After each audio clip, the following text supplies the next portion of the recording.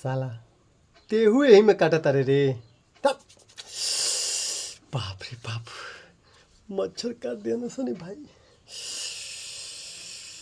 बहुत मच्छर लगता ना सन। भैया लोग के नमस्कार।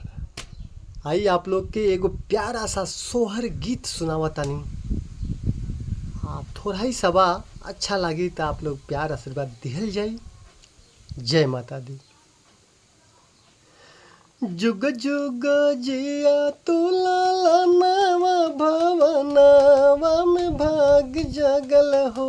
ललना लाल हुई है सूरज के दीपक, घर में अजोर भैले हो।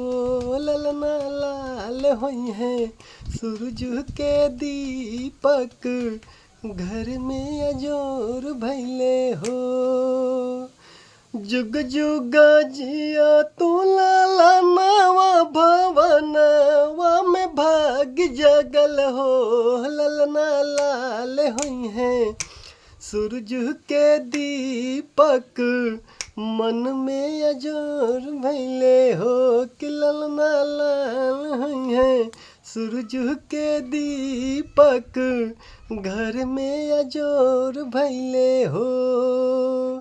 अखिया हमाई के नकिया देखा इनके बाबूजी के हो। कि ललना लाल हुई है, कि ललना लाल हुई है सूरज के दीपक, घर में अजोर भैले हो। कि ललना लाल हुई है सूरज के दीपक, घर में अजोर भैले हो।